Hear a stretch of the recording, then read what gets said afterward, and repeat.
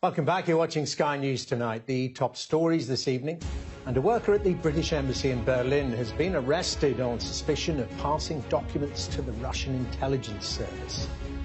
A new American intelligence assessment says that the Afghan capital, Kabul, could fall to the Taliban within 90 days. And undercover police officers have described the moments before they opened fire and killed a terrorist in South London. Well, next, those fears I just mentioned that the Afghan capital, Kabul, could fall to the Taliban within 90 days. Well, that's the prediction of a new American intelligence assessment, which comes after Taliban fighters seized 9 provincial capitals, no less, in the space of a week. Well, despite that, President Joe Biden says he doesn't regret his decision to withdraw US troops and said Afghan leaders had to come together and fight for themselves. So what now awaits the people of Afghanistan? Well, let's get the assessment of my next guest, the former Foreign Secretary David Miliband. He now works as president of the International Rescue Committee, of course. So very good to talk to you, Mr. Miliband. So after all that blood spilled, all those hundreds of billions of dollars spent, it seems that Afghanistan could be going back to where it was 20 years ago. Your reaction, your thoughts? Thanks for having me on, Dermot. This is a deadly and dangerous situation for civilians in Afghanistan, who are the people served by the International Rescue Committee. We've got about 1,700 staff on the ground.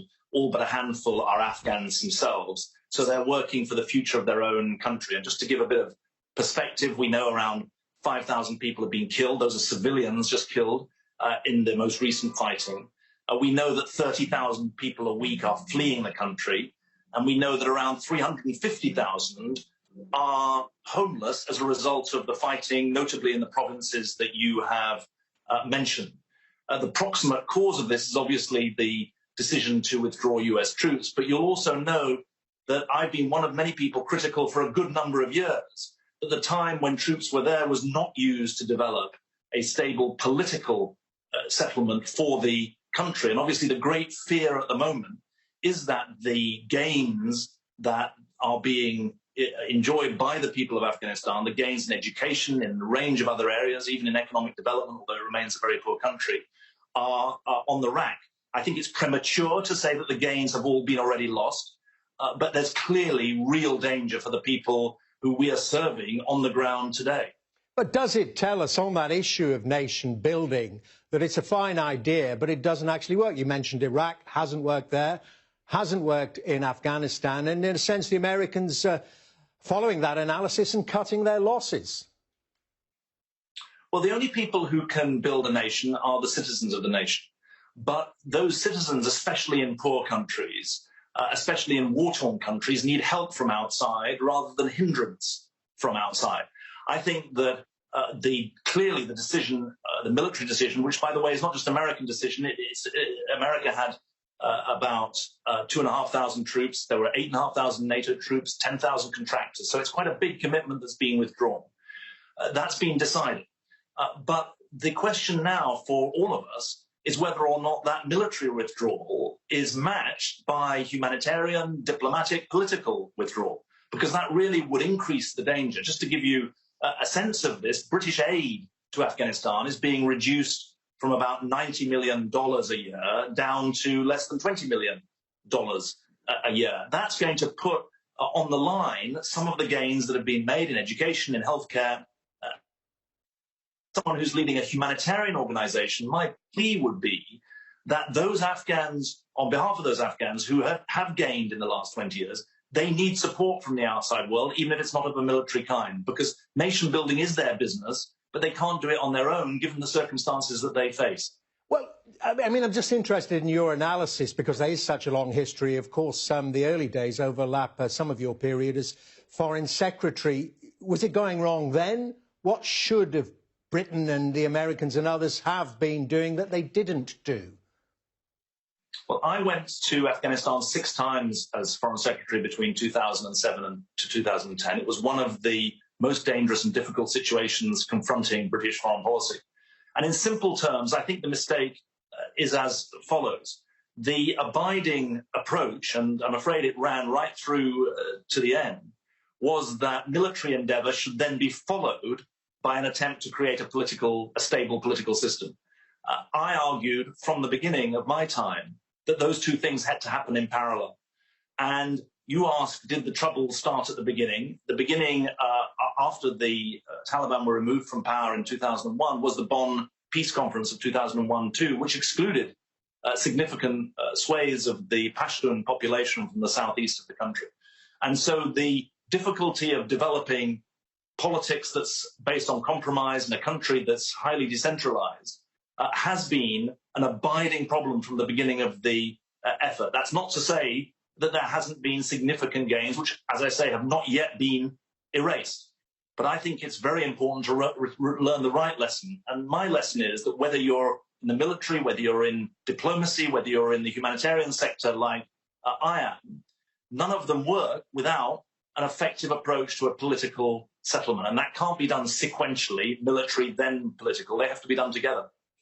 So let's get to the here and now. I mean, obviously, you think the Americans shouldn't be leading this withdrawal. Of course, Britain has to go along with it. But the Defence Secretary has been saying it is a mistake and trying to get together some form of coalition through NATO without the Americans. Do you think Britain should try at least to stay? Well, I hope you'll understand that as someone who's got an organisation with 1,700 staff on the ground, I'm not going to comment on the military side of it, because that would just put them in danger. But I want to speak to four things that I think are really important straight away. One is the humanitarian aid agenda. This country faces COVID crisis. It faces drought in 80% of the country. They need foreign aid. Secondly, and importantly, I think it's vital that we understand this is a regional crisis, not just an Afghan crisis. It involves countries like Pakistan, in countries like Iran, all of which we have relations with. So that's important. This has to be dealt with at a regional level, not just a national level. Thirdly, it's vital that those who are in danger in the country, for example, because they've served alongside British or Americans as translators or interpreters, they must be given safe haven. I think that anyone who's in fear of their life should be given the chance to rebuild their life elsewhere. Fourthly, and very importantly, there mustn't be a political and diplomatic withdrawal.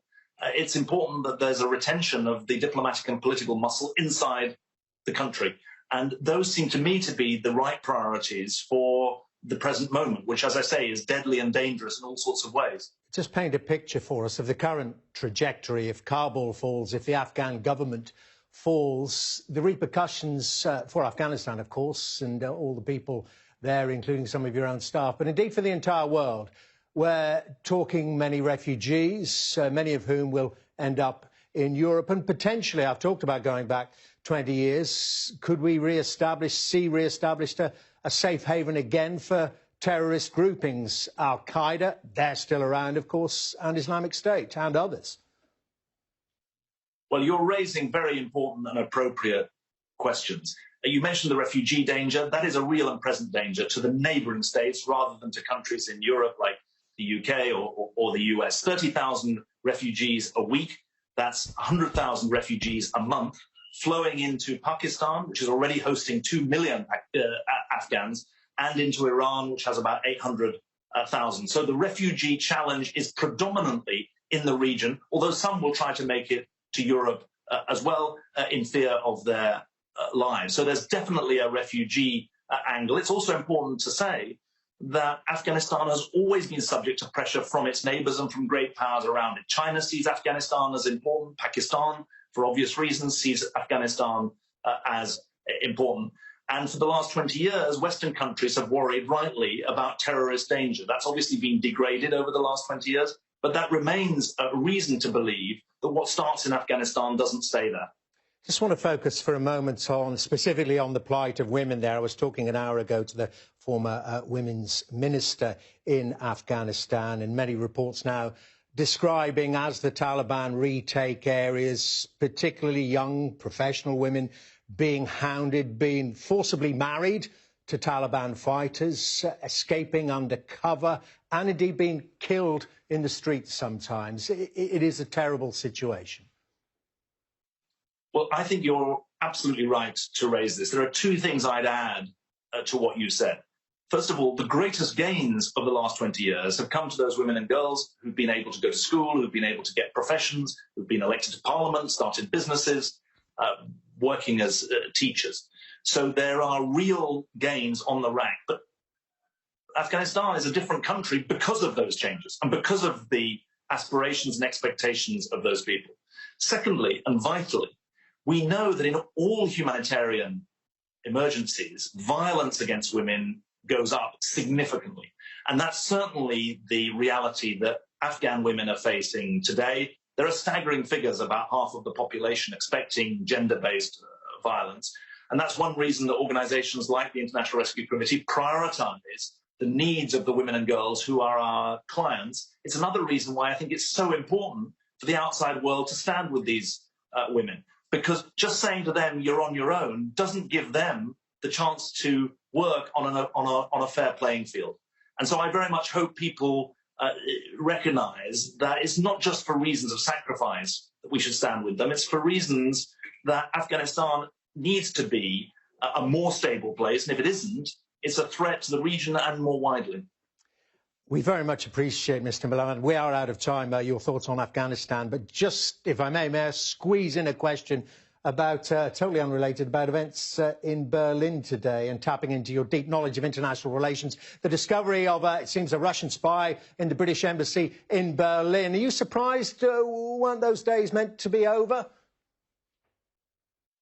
Well, I am surprised, not because the danger has gone away, but because I thought that we were much better at spotting the danger. But I have to plead that the first I heard of this, I apologize, was in the news headlines just before I came on.